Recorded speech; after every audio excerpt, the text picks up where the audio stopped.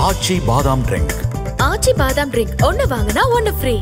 Israel Iran போர் கடந்த 24 மணி நேரத்தில் பல திருப்பு முனைகளோட பரபரப்பான சம்பவங்கள் நடந்திருந்தது. என்னன்னா 12 நாட்கள் நடந்த இந்த போரை நான் நிறுத்திட்டேன் அப்படின்னு ட்ரம்ப் சொல்ல ரொம்ப கெஞ்சினார் எங்கள்கிட்ட. அதனால தான் நாங்கள் இந்த போர் ஒப்பந்தத்துக்கு ஒப்புதல் கொடுத்தோன்னு ஈரான் தரப்புல சொன்னாங்க.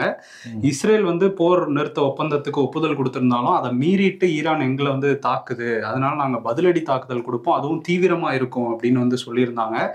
ஆனா இப்ப நம்ம எடுத்து பார்க்கும்போது இதுக்கிடையில ட்ரம்ப் வேற 2 பேரும் என்ன பண்றாங்கன்னு எனக்கு தெரியல அப்படின்லாம் வேற சொல்லிட்டு இருந்தாரு. ஆமா, இந்த 2 நாட்களுக்குள்ளார நீண்ட நாட்களா ஒரு பிரச்சனை இருந்துட்டே தான் இருக்கு. அந்த ஒப்பந்தத்தை மீறி இஸ்ரேல் தாக்குனது சரி கிடையாது. 2 பேருமே, ஈரான் இஸ்ரேல் 2 பேருமே அந்த போர் ஒப்பந்தத்தை மீறி இருக்காங்க. என்ன பண்ணாலும் அவங்களுக்கே புரியலன்னு சொல்லிட்டு ட்ரம்ப் சொல்றாரு. ஆமா, சில வார்த்தைகள்லாம் யூஸ் பண்ணி கோவமா சொல்லிட்டு போயிருந்தாரு. ஆனா இன்னைய நிலைமையை நம்ம எடுத்து பார்க்கும்போது 2 பேருமே போரை நிறுத்திட்டாங்க அப்படிங்கிறது தெரியுது. ஈரான்ல அந்த தெஹ்ரான் தலைநகர்ல ஒரு பெரிய கொண்டாட்டங்களே, நம்ம தான் போர்ல வெற்றி பெற்றிருக்கோம் அப்படின்னு சொல்லி அங்க ஒரு கொண்டாட்டம் போயிட்டு இருக்கு. இந்த பக்கம் நெதன்யாஹு என்ன சொல்றாரு அப்படின்னா, இந்த போர்ல ஒரு வரலாற்று வெற்றியை இஸ்ரேல் பதிவு பண்ணியிருக்குன்னு அவர் மக்கள்கிட்ட பேசிட்டு இருக்காரு.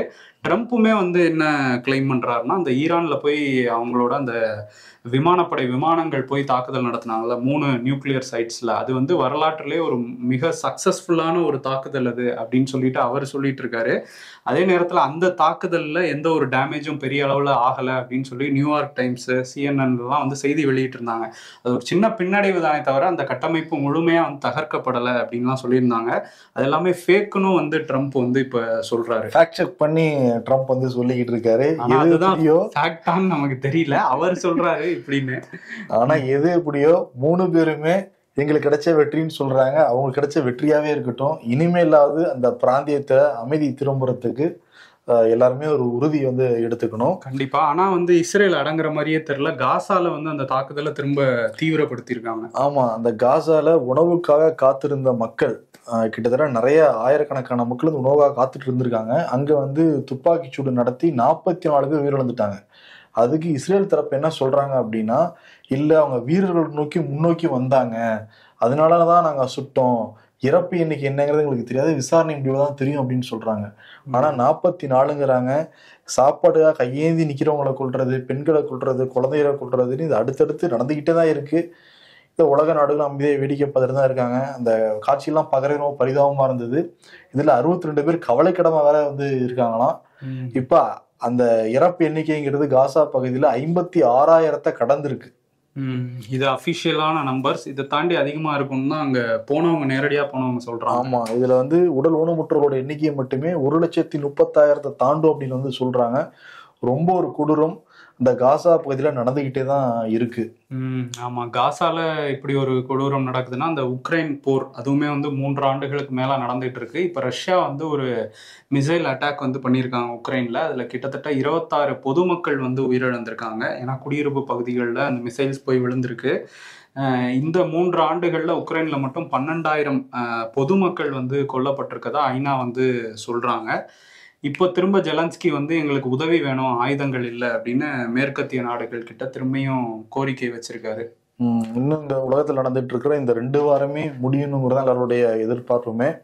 இதுக்கு எல்லாமே நாட்டாமா பண்றது யாருன்னா அமெரிக்கா தான். ஆமா, வடிவேலு ஒரு படத்துல சொன்ன ஒரு கண்டென்ட் இப்போ பயங்கர வைரலா ஷேர் ஆகிக்கிட்டு இருக்கு. வடிவேலும் சிங்கமுத்துவும் பேசிப்பாங்க. சிங்கமுத்து ஈராக்ல தான் அணு ஆயுதம் இருக்கா இல்லையாங்கிறத கூட்டிட்டு காட்டிட வேண்டியதானே அப்படின்னு சொல்லுவாரு. அதுக்கு வடிவேல் உடனே ஆமா ஆமா, ஊர்ல போறவன் இல்லாம வீட்டுக்குள்ள தங்க நகை நட்ட இருக்கிறதெல்லாம் பார்த்து நான் அனுமதி கொடுக்க மாட்டேன்ல, அப்புறம் எப்படி அவன் மட்டும் கொடுப்பான்னு சொல்லிட்டு தீர்க்க தரிசி வடிவேலுன்னு சொல்லிட்டு அதையும் வடிவேல் ரசிகர்கள் ஷேர் பண்ணிக்கிட்டு இருக்காங்க. கரெக்டா இந்த காலத்துக்கும் பொருந்தது.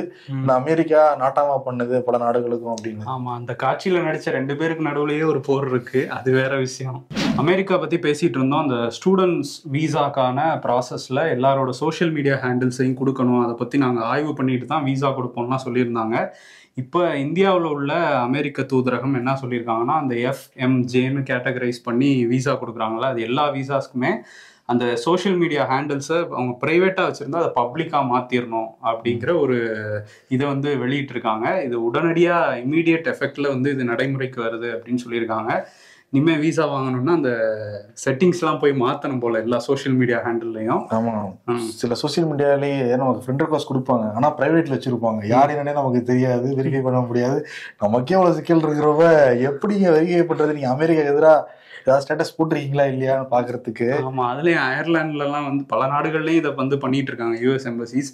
அயர்லாந்துல வந்து கடைசி 5 வருஷம் யூஸ் பண்ண ஹேண்டில்ஸோட பேர்லாமா கொடுக்கணுமா, என்னென்ன சோஷியல் மீடியா அதோட யூசர் ஐடிலாம் கொடுங்க அப்படின்னு சொல்லி அந்த அளவுக்கு பாஸ்வேர்டு வந்து நாங்களே அதான் பல லட்சம் பாஸ்வேர்டு, பல கோடி பாஸ்வேர்டு வெளியே போயிடுச்சுன்றாங்க. இன்னொன்னு அவங்களுக்கு தேவையான எல்லாத்தையுமே எடுத்துருவாங்க. எல்லாத்தோட டேட்டா பேஸுமே எங்க இருக்கு? அமெரிக்கால தானே இருக்கு. நம்ம என்னதான் வந்து ஸ்டேட்டஸ் டெலிட் பண்ணாலுமே ரெக்கவர் பண்ணி எடுக்க முடியும்னா அவங்களால எடுக்க முடியும். ஆனா அதுக்காக இந்த ஃபோர்ஸை பயன்படுத்துவாரா அவர்கிட்ட இருக்கிற இதுன்னு தெரியல. ட்ரம்ப் அந்த அளவுக்கு இறங்கியிருக்காரு விசா ப்ராசஸ்க்கே. இன்னொன்னு என்னன்னா, நார்வேயை சேர்ந்து 21 வயது இளைஞர் சுற்றுலா பயணி அமெரிக்கா போயிருக்காரு. அவரோட மொபைல் வாங்கி செக் பண்ணணும்னு இருக்காங்க இருந்த அதிகாரிகள். அவர் கொடுக்க மாட்டேன்னு இருக்காரு. நீங்க கொடுக்கலன்னா 40,000 ரூபாய் ஃபைன் போட்டுருவாங்க இந்திய ரூபாய் மதிப்புல, இல்லாட்டி 5 ஆண்டு சிறையெல்லாம் சொன்னோடனே போனை கொடுத்துருக்காரு. அதுல ஜேடி வேன்ஸோட மீம் இருக்கு அவருடைய மொபைல்ல. உடனே உங்க நாட்டுக்கு கிளம்புங்கன்னு சொல்லிட்டு ரிஜெக்ட் பண்ணிட்டாங்க. மொபைல்ல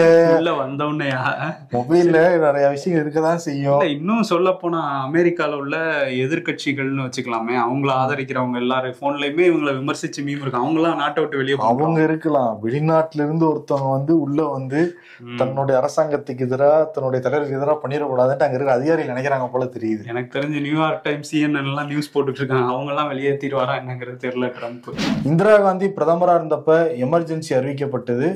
எமர்ஜென்சி அறிவிக்கப்பட்டு இன்றோடு 50 ஆண்டுகள் நிறைவடைகிறத ஒட்டி பிஜேபி காரங்க இத வந்து விமர்சனம் பண்ணி கொண்டாடுறாங்களா என்னன்னே புரியல. அந்த மாதிரிதான் போயிட்டு இருக்கு. விமர்சனம் பண்றாங்க காங்கிரஸ் கவர்மெண்ட்டை. இங்க இருக்கிற லோக்கல் பிஜேபி தலைவர்கள் ஆரம்பிச்சு பிரதமர் மோடி வரைக்கும் RSS காரங்க, இந்த பிஜேபி சகாக்கள் எல்லாரும் விமர்சனம் பண்ணியிருக்காங்க. இன்னைக்கு குறிப்பா பிரதமர் மோடி வந்து என்ன சொல்றாருன்னா, ஜனநாயகத்தையே கைது செஞ்சது சிறையில வச்சது காங்கிரஸ் கவர்மெண்ட் தான். ஜனநாயகத்தையே சிறையில வந்து வச்சுட்டாங்களாம் அந்த காலகட்டத்துல. அதே மாதிரி அவசர நிலைக்கு எதிராக அதை ரிலீஸ் பண்ணது நான் தான் ஏதாவது சொல்லியிருக்காரா? இல்ல, அவருக்கும் நேருக்கும் தான் போட்டியே. நடுவில் இந்திரா காந்தி எல்லாம் ஒன்லி விமர்சனம் தான். அப்புறம் என்ன சொல்றாருன்னா, அவசர நிலைக்கு எதிராக போராடின எல்லாருக்கும் நான் தலை வணங்குறேன் அப்படிங்கிறதையும். விசால கைதான ஸ்டாலினுக்குமா அப்படின்னு நம்ம கேட்கலாம். எல்லாருக்கும்னா எல்லாருக்கும் தான் வேணும். இல்ல, ஆனா பாஜக காரங்க என்ன சொல்லுவாங்கன்னா, அவர் மிசாலே கைதாகல அப்படின்னு சொல்லுவாங்க. சரி, ஓகே, அதை விட்டுருவோம், அது தனி டாபிக். ஆனா 11 ஆண்டுகளா அறிவிக்கப்படாத எமர்ஜென்சி தான் இருக்குன்னு காங்கிரஸ்ல இருந்து பதில் விமர்சனமும் வச்சுட்டு இருக்காங்க. இன்னொரு பக்கம் என்ன, நிர்மலா சீதாராமன் எங்க போனாங்க நம்ம தேடிட்டு இருந்தோம்ல, இப்ப வந்து பதில் சொல்லியிருக்காங்க. அமெரிக்க அதிபர் ட்ரம்ப் சொல்லியிருந்தாரு, உலகத்திலேயே இங்கதான் சொல்லியிருக்காங்க, உலகத்திலே அதிகமா வரி விதிக்கிற நாடு இந்தியா தான், வரிகளின் அரசர் அப்படின்லாம் இந்தியாவுக்கு பட்டெல்லாம் கூட கொடுத்துருந்தாரு. நம்ம வாட்டு கொடுக்குற மாதிரி விஸ்வகுருனே கொடுத்துருக்கலாமா? இப்ப அதுக்கு பொங்கி எழுந்திருக்காங்க. அது எப்ப சொன்னாரு அவரு? அதுக்கு நடுவில் எவ்வளவு பஞ்சாயத்து முடிஞ்சிருக்கு. இப்ப அவங்க என்ன சொல்றாங்கன்னா, இந்தியாவில வந்து இப்ப நாடாளுமன்றம் நடந்தப்ப கூட 8 வகையான வரிகளா குறைக்கப்பட்டிருக்காது. இதை வந்து தெரியாம மிகைப்படுத்தி வந்து பேசுறாங்க. இந்தியாவில அதிகமான வரி கிடையாதுன்னு சொல்லி நிறைய டேட்டாக்களோட நிர்மலா சீதாராமன் பேசியிருக்காங்க. நிறைய வரி கிடையாதா? வரி கிடையாது. அதானே, நம்மனாதான் சோறு. சோறுக்கு தான் வரி போடுறாங்களே அதுக்கும். சரி, ஓகே. இன்னொரு பக்கம் பாதுகாப்புத்துறை அமைச்சர் ராஜ்நாத் சிங் அவர் வந்து சைனா போறாரு. ஏற்கனவே அஜித் தோவல் போய் அங்க வெளியுறவுத்துறை அமைச்சர்லாம் மீட் பண்ணியிருந்தாரு. தேசிய பாதுகாப்பு ஆலோசகர் மீட்டிங்லாம் போச்சு. இப்போ என்னன்னா வந்து இந்த ஷாங்காய் ஒத்துழைப்பு மாநாடு சைனாவில் நடக்க போகுது. அதில் தான் கலந்துக்கிறாரு ராஜ்நாத் சிங்.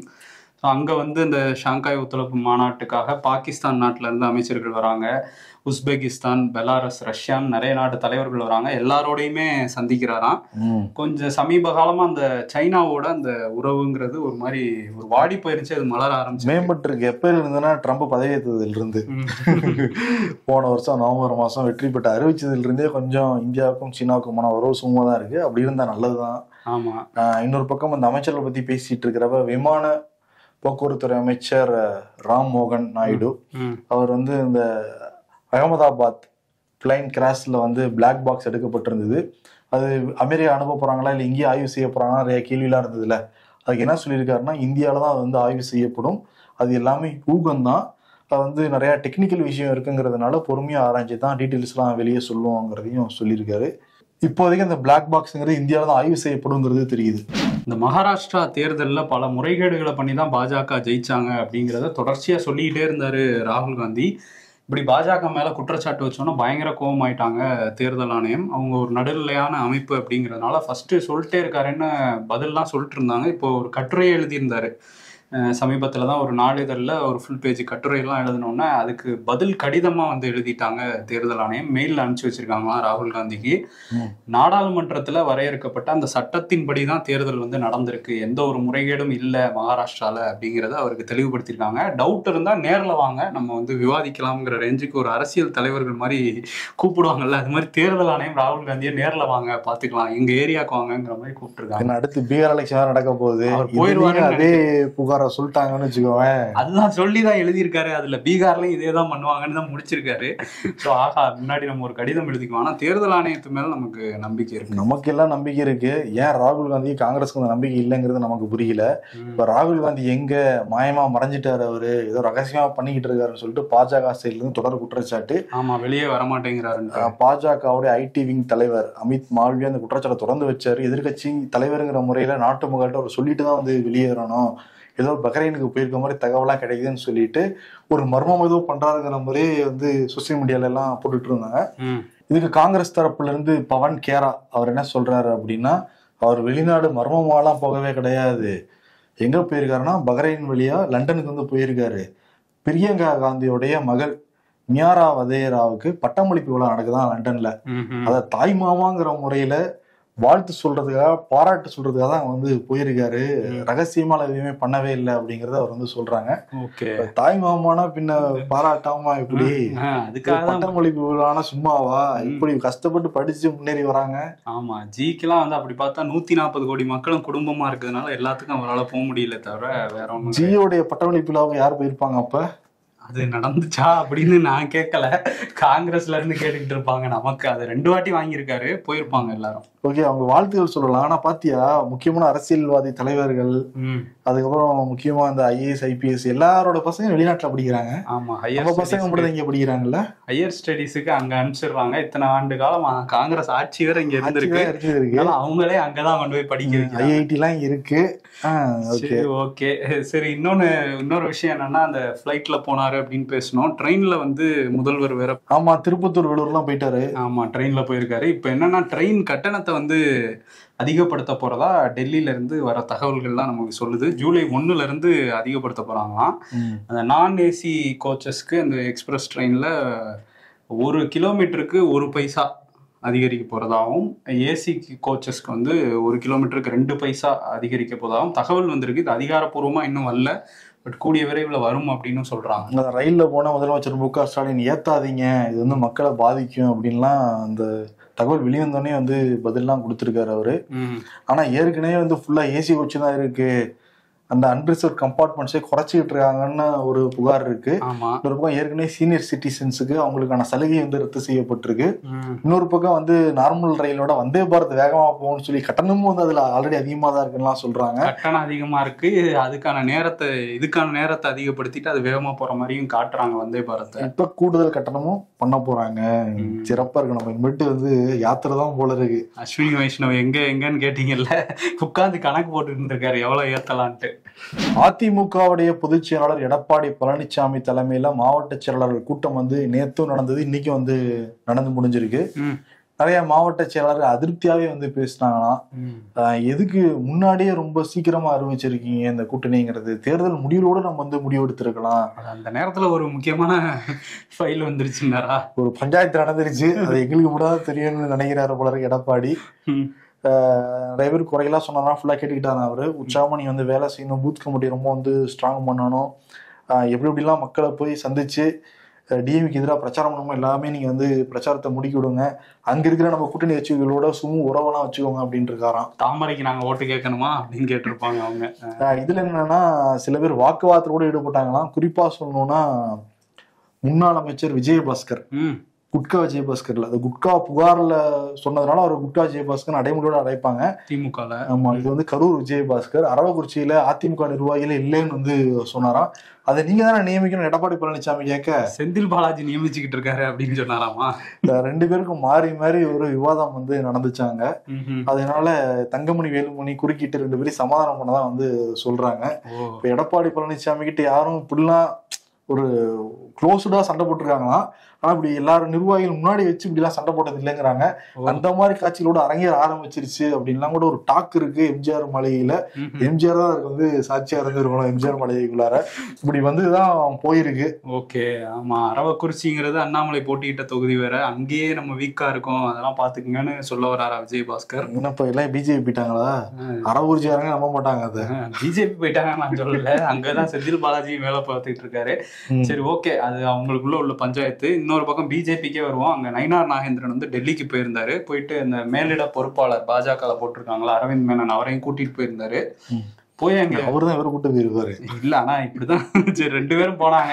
யாரை கூட்டு போலான்னு தெரியல. போய் ஜேபி நட்டாவை பார்த்திருக்காங்க. தேசிய தலைவர் அவர் தான் பாஜகவுக்கு. அவரை பார்த்துட்டு என்ன பண்ணியிருக்காங்க அப்படின்னா, மாநில நிர்வாகிகள் நியமனத்துக்கு சில ஒப்புதல் வேணுமா, அவர் தான் தேசிய தலைவருங்கிறதுனால அதுக்கான ஒப்புதல் வாங்க தான் போயிருக்காங்க அப்படின்றாங்க. ஏன்னா கூட்டணி விவகாரம், கட்சியில முக்கிய முடிவுனா யாரை போய் பார்ப்பாங்க?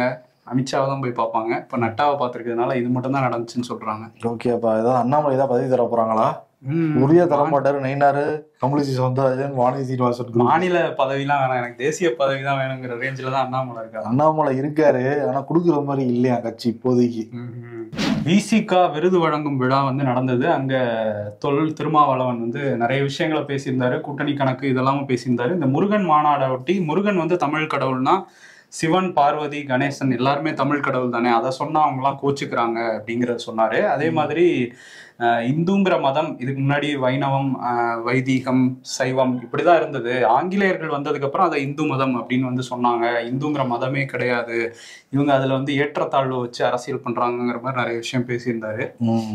அது இல்லாம எந்த அணுகுண்டாலும் தகர்க்கவே முடியாது என்னமோ சாதி, இந்தியாவில் இருக்கிற சாதியை கட்டமைப்பு தாங்கிறதையும் அந்த உண்மையை வந்து சொல்லியிருக்காரு. இதுல வந்து கெஸ்டா கலந்துகிட்டாரு நடிகர் சத்யராஜ். இந்த முருகன் மாநாடு தானே ஹைலைட்டு. முருகனை வச்சு தமிழ்நாட்டு மக்களை ஏமாத்தவே முடியாது, கடைசியில முருகனே உங்களுக்கு ஆப்படிக்க போறாருங்கிற மாதிரி பேசியிருந்தாரு. இந்த நடிகர் சத்யராஜை பத்தி சொன்னீங்க. அதே மாதிரி நடிகர் ஸ்ரீகாந்த் வந்து ஒரு இதுல வந்து இந்த கொக்கைன் பயன்படுத்தினாருன்னு வழக்குல கைதாயிருக்காரு. அவர் கொடுத்த வாக்குமூலத்துல அந்த அதிமுகவோட முன்னாள் ஐடி விங் நிர்வாகி பிரசாத்ங்கிறவர் வந்து அந்த படத்தை ப்ரொடியூஸ் பண்ணிட்டு இருந்திருக்காரு. இவர் நடிச்ச படத்தை இவர் சம்பளம் கேட்கும் போதெல்லாம் பணத்தை கொடுக்காம கொக்கைனை கொடுத்து எனக்கு வந்து பழக்கப்படுத்திட்டாரு அப்படின்னு வந்து அவர் சொன்னதா ஒரு தகவல் வந்து வெளியாகி. பணத்துல கேட்டிருக்கணும், கொக்கைன் கொடுத்துட்டு வாங்கிட்டு அடிச்சுட்டு போனா ஓகேன்னு தானே சொல்லுவாரு அவரு. நம்ம மைண்ட்ல நம்ம ஸ்டடியா வந்து இருந்திருக்கணும்ல. இப்ப ஜெயிலவே கம்மி தான் நினைக்கிட்டு இருக்காரு ஸ்ரீகாந்த். அடுத்து காவல்துறை விசாரணை எடுத்து விசாரிக்க போறாங்கன்னு தகவல் வந்து வெளியாயிருக்கு. ஒரு பக்கம் நேத்தே நம்ம சொல்லியிருந்தோம், நடிகர் கிருஷ்ணா அவரும் சம்மன் அனுப்ப போறாங்க, சம்மன் அனுப்பிட்டாங்க அப்படின்னு. இப்ப தலைமுறை வைட்டாராம். 5 தனிப்படைகள் அமைச்சு அவரை பிடிக்க போறதா வந்து சொல்றாங்க. இந்த நெட்வொர்க் அப்படியே படிப்படியா நிறைய பேரை சுத்தி வரும் போலதான் வந்து தெரியுது. இந்த சூழல்ல மதுரையில ஒரு பட ப்ரமோஷனுக்கு போயிருந்தாரு இசையமைப்பாளர் விஜய் ஆண்டனி. அவர் என்ன சொல்றாருன்னா, சினிமால இது ரொம்ப நாளா இருந்த ஒரு விஷயம் தானே, இருக்கிற ஒரு விஷயம் தானே இது. இப்ப இங்க இருக்கிறவங்க கூட சிகரெட்டு கூட ஒரு போதை தான், அதோட இன்னொரு இதுதான் அது, அந்த மாதிரி போதை பொருளுங்கிறது. ஆனா தவிர்க்கணும், அதை பத்தி பதில் சொல்றதுக்கு ஒண்ணும் இல்லைங்கிற மாதிரி சொல்லியிருக்காரு. அதுதான் சீமான் வந்து சொல்றாரு, சினிமால ரொம்ப நாளா இது வந்து இருக்கிற ஒரு விஷயம்தான். தம்பி ஸ்ரீகாந்த் வந்து மாட்டிக்கிட்டாரு, ரொம்ப நல்ல பழக்கம்தான், சினிமால பெரிய பெரிய ஆட்களே கூட பயன்படுத்துறாங்கிற அளவுக்கு வந்து சொல்றாரு. சரி, இது வந்து சப்ளை ஆகுதுன்னா யாரு காரணம்? அரசாங்கம் தடுத்து நிப்பாட்டிக்கணும்ல, அவங்க தடுத்து நிப்பாட்டாதனாலதான் இந்த மாதிரி வந்துகிட்டு இருக்கு அப்படின்னு குற்றச்சாட்டு வைக்கிறாரு மாநில அரசு மீது. ஆனா சீமானு சொல்றாரு, அவரும் சினிமாக்காரர், அவருக்கு தெரியாம இருக்குமா சொல்றாரு. ஆட்கள் எல்லாம் கூட வந்து பயன்படுத்துறாங்க கூட ஸ்டேட்மெண்ட் எல்லாம் கொடுத்திருக்காரு. யாருன்னு சொல்லலையே. பாமக நிறுவனர் ராமதாஸ் அவரோட 60வது திருமண நாளை அவங்க குடும்பத்தோட கொண்டாடி இருக்காங்க. ராமதாசும் சரஸ்வதி தம்பதியும் அவங்க குடும்பத்தினரை வரவழைச்சு அங்க தைலாபுரத்துல கொண்டாடி இருக்காங்க. முகுந்தன் வந்து கலந்துகிட்டு இருந்தாரு, ஆனா அன்புமணி கலந்துக்கல. அதுதான் வந்து சின்ராசு மாதிரி ஓரமா இருந்து போட்டோ வேடிக்கை பார்த்துட்டு இருந்திருப்பாருன்னு மீம்லாம் போட்டுட்டு இருக்காங்க. போட்டோலாம் வேடிக்கை பார்த்துட்டு இருப்பாரு. அப்போ கூட அன்புமணி சின்ராசுங்கிறது நேர்ல வேடிக்கை பார்த்தாரு அந்த படத்துல. ஆமா, ஆனா ஒரு பெரிய விஷயம் தானே, 60 வருஷம் வந்து எவ்வளோ பிரச்சனைலாம் தாண்டி ஒன்னா இருக்குதுங்கிறது ஒரு பெரிய விஷயம் தான் அது. இன்னொரு பக்கம் என்னன்னா, பாமக அருள் அவர் வந்து அன்புமணிக்கு எதிராகவே பேச ஆரம்பிச்சிட்டாரு. என்ன சொல்றாரு அப்படின்னா, பாருங்க, கூட்டு பிரார்த்தனை யாருக்கு பண்ணுவாங்க? இறந்து போனவங்க தான் கூட்டு பிரார்த்தனை வந்து பண்ணுவாங்க. நான் உடல்நலம் சரியில்லாம தான் ஆஸ்பத்திரி போயிருந்தேன், எனக்கு அவ்வளோ மன அழுத்தம் இருந்தது, மன கஷ்டத்துல இருந்தேன் நானு. அன்புமணி விழாவை புறக்கணிக்கணும்னா நான் இப்படி ஹாஸ்பிட்டல் அட்மிட் ஆகிறேங்கிறத சொல்லியிருக்காரு. இன்டெரக்டா செத்து போனவங்க தான் கூட்டு பார்த்துன்னு வைப்பாங்க, அது கூட தெரியலையா அப்படிங்கிற மாதிரி கேட்டிருக்காரு அப்படின்னு கேட்டிருக்காரு. ராமதாஸ் வந்து என்ன சொல்றாருன்னா, கட்சி என் கண்ட்ரோல்ல தான் இருக்கு, நான் என் கூட இருக்கவங்களுக்கு கூட தேர்தல் சீட்டு நான் வந்து கொடுக்க போறேன், முழு அதிகாரம் எனக்கு மட்டும்தாங்கிற ராமதாஸ் திரும்ப திரும்ப சொல்லிக்கிட்டு இருக்காரு. இன்னைக்கு பாமக உள்ளிட்ட நிறைய பேர்களுக்கு ஒரு பொறுப்பு வர வந்து கொடுத்திருக்காரு. ஓகே, சிவசேனா மாதிரி ஆயிடுவாங்கன்னு நினைக்கிறேன். இவர் ஒரு பக்கம் கூட்டணி போவாரு, அவங்க ஒரு பக்கம் போவாரு போல. திருவண்ணாமலை மாவட்டம் போலூர்ல ஸ்ரீ ரேணுகாம்பாள் கோயில் இருக்கு. அந்த கோயில்ல இருக்கிற உண்டியெல்லாம் இது வந்து எண்ணிருக்காங்க. அதுல 2 சொத்து பத்திரம் கிடந்திருக்கு. யாரும் தவறுதலா போட்டாங்களா? இல்ல, ஒருத்தர் தெரிஞ்சதான் போட்டிருக்காரு. இந்த சொத்து பத்திரத்தோட மதிப்பு மட்டும் 4 கோடி ரூபாய் வந்து சொல்றாங்க. 4 கோடியா? இத போட்டது யாருன்னா அந்த பகுதியை சேர்ந்த முன்னாள் ராணுவ வீரர் விஜயன். இவருக்கு 2 மகள்கள் இருந்திருக்காங்க. 2 மகள்கள், ஒருத்தன் வந்து சென்னையில, இன்னொரு மகள் வேலூர்லயும். அப்பா பாத்துக்கவே இல்லையா, ஆனா அப்பா கிட்ட இருக்க சொத்து மட்டும் வேணும் நச்சரிச்சிருக்காங்க. என்னைய பாத்துக்கவே இல்லை, அப்புறம் எதுக்கு உங்களுக்கு சொத்து மட்டும் கொடுக்கணும்னு சொல்லிட்டு ரேணுகாம்பாள் கோயில்ல 4 கோடி சொத்தை வந்து போட்டாரு அவர். இது பயங்கர பிளாஷாக அவர்கிட்ட போய் பெட்டிலாம் வந்து எடுத்துக்கிட்டு இருக்காங்க நிறைய பேரு. இப்ப என் முடிவுல இருந்து நான் மாற போறது கிடையாதுன்னு இருக்காங்க. இது வந்து இந்திய அறநிலையத்துறை இந்த முதல் கேஸ் அப்படிங்கிறதுனால என்ன பண்ணலாங்கிறத யோசிச்சுட்டு இருக்காங்கன்னா. ஆனா என்னன்னா, 2 வீடு, 2 வீடோட மதிப்பு 4 கோடி, 2 மகள்கள், அவங்க காலத்துக்கு பிறகு கிடைக்கதானே போகுது, அப்புறம் என்ன அவசரம்? இல்ல, 1 3 கோடி, இன்னொன்னு 1 கோடி அந்த மாதிரி ஏதாவது இருந்திருக்குமோ நம்ம, நமக்கு தெரியல. ஆனா போட்டு எடுத்துக்க வேண்டியதானே 2 கோடி 2 கோடின்னு. எந்த அளவுக்கு அவரை போட்டு நச்சரிச்சிருக்காங்கிறது தெரியுது. அந்த அளவுக்கு வெக்ஸாயி அவர் கொண்டு வந்து அங்க போட்டிருக்காரு. இப்போதான் அப்பா மகன் பிரச்சனையை பார்த்தோம், இப்ப அப்பா மகள்கள் பிரச்சனை.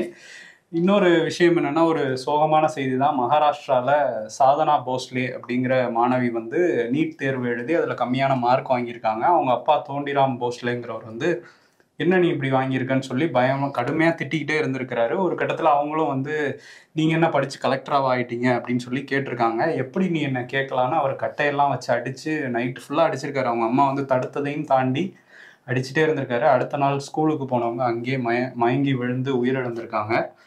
இது இப்போ அவங்க தாயார் வந்து போலீஸ்ல கம்ப்ளைண்ட் கொடுத்துருக்காங்க. இது காரணம் வந்து இவர் தான் போட்டு அடிச்சுக்கிட்டே இருந்தாரு அப்படின்னு சொல்லிட்டு. இந்த நீட் தேர்வுல ஏற்கனவே மோசடி நடந்திருக்கு, ஆள்மாறாட்டம் நடக்குதுன்னு சிபிஐ ஒரு பக்கம் வழக்கு பதிவு பண்ணி அவங்க விசாரிச்சுக்கிட்டு இருக்காங்க. இன்னொரு பக்கம் இந்த ப்ரெஷரை தாங்க முடியாம நிறைய மாணவர்கள் வந்து தற்கொலை பண்றதெல்லாம் பார்த்தோம். இப்போ நீட்டை வச்சு ஒரு கொலையுமே நடந்திருக்குங்கிறது ஒரு அதிர்ச்சியான ஒரு சோகமான சம்பவம் தான். அமெரிக்கால ஆக்சியம் ஸ்பேஸ் அப்படிங்கிற நிறுவனம் ஆக்சியம் 4 அப்படிங்கிற அந்த திட்டத்தின் கீழே விண்வெளிக்கு வந்து வீரர்களை அனுப்புறதுக்கான ஒரு முடிவு எடுத்திருந்தாங்க. இதுக்கு முன்னாடி 6 முறை அதை லான்ச் பண்ண போறோம்னு சொல்லியிருந்தாங்க. ஆனா இன்னைக்கு தான் வந்து இந்திய நேரப்படி ஒரு 12 மணி அளவுல அவங்க வந்து லான்ச் பண்ணியிருக்காங்க. 4 வீரர்கள் வந்து விண்வெளிக்கு போறாங்க. அதுல சுபான்ஷு சுக்லா இந்தியாவை சேர்ந்தவரும் போறாரு. இது நம்ம நாட்டுக்கு பெருமைன்னு ராஜ்நாத் சிங் வாழ்த்தெல்லாம் தெரிவிச்சிருக்காங்க. பிரதமர் மோடியுமே வாழ்த்து சொல்லியிருக்காரு. 41 ஆண்டுகளுக்கு பிறகு அந்த சர்வதேச விண்வெளி மையத்துக்கு வந்து இவர் வந்து போறாரு. முன்னாடி வந்து ராகேஷ் சர்மா வந்து போயிருந்தாரு. அதற்கு பிறகு 41 ஆண்டு கழிச்சு இவர் போறதுனால பிரதமர் மோடி, குடியரசுத் தலைவர் எல்லாருமே வாழ்த்து வந்து சொல்லியிருந்தாங்க. சுக்லாவுக்கு நம்மளும் வந்து வாழ்த்துக்கள் வந்து சொல்லிக்கலாம் 140 கோடி இந்தியர்களின் சார்பா.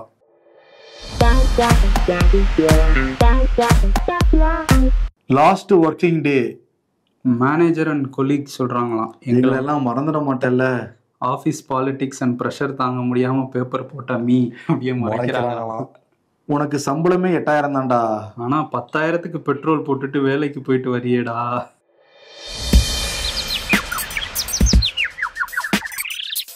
அமெரிக்கா குண்டுவீச்சை மோடிஜி கண்டிக்காது ஏன் காங்கிரஸ்?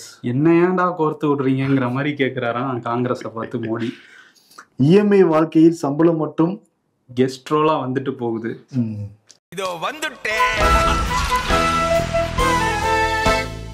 எடப்பாடி பழனிசாமி நிறைய ஒர்க் பண்ணணும்னு நினைக்கிறாரு. டென்ஷன் பண்ணிடுறாங்க சில பேர். இந்த கூட்டத்தை கூட்டினாலே டென்ஷன் பண்ணிடுறாங்கிற மாதிரிதான் போய்கிட்டு இருக்கு. எதிரில் இருக்கவங்க தான் டென்ஷன் பண்றாங்கன்னா கூட இருக்கவங்களும் டென்ஷன் பண்றாங்க. ஆமா, பாத்தியா ஜெயக்குமார்லாம் இந்த மாதிரி கூட்டம் நினைச்சா வெளியே வந்து பேசுவாரு. இப்ப என்ன இங்க இருக்காருன்னே தெரியல, அப்செட் ஆயிட்டாரு நினைக்கிறேன் அந்த எம்பி சீட் கிடைக்காததுனால. சரி, உள்ளூர் நிறைய பஞ்சாயத்து நடந்திருக்குங்கிறாங்க, டென்ஷன் ஆயிருக்காங்கிறாங்க, மோர் ஒர்க் பண்ணணும்லாம் சொல்றாங்க. இந்த கவுண்டமணி மகான் முன்னாடியே சொல்லியிருக்காரு, less tension more work, more work less tension, less tension more ஒர்க்குங்கிற எடப்பாடி பழனிசாமி கொடுத்துட்டு நம்ம நன்றி சொல்லிட்டு விடைபெறலாம். இம்பர்ஃபெக்ட் ஷோ சர்வேல நிறைய பேர் வந்து கலந்துகிட்டு இருக்கீங்க, ரொம்ப நன்றி. டிஎம்கே ஆட்சியை பத்தியும் அந்த சர்வேல குறிப்பிட்டிருக்கீங்க, பிஜேபி பத்தியும் சொல்லியிருக்கீங்க. ஒரு டீட்டெயிலான ஒரு வீடியோ வந்து தயாராகி நாங்கள் வெளியிடுறோம். மறக்காமல் கலந்துக்காதவங்க நிச்சயம் வந்து கலந்துக்குவோம். அந்த லிங்க் வந்து நம்ம கீழே கமெண்ட்ஸில் வந்து கொடுக்கலாம். உங்களோட ஆதரவு எப்போதும் எங்களுக்கு தேவை. நன்றி. ஆச்சி பாதாம் ட்ரிங்க். ஆச்சி பாதாம் ட்ரிங்க் ஒன்னு வாங்கினா ஒன்னு ஃப்ரீ.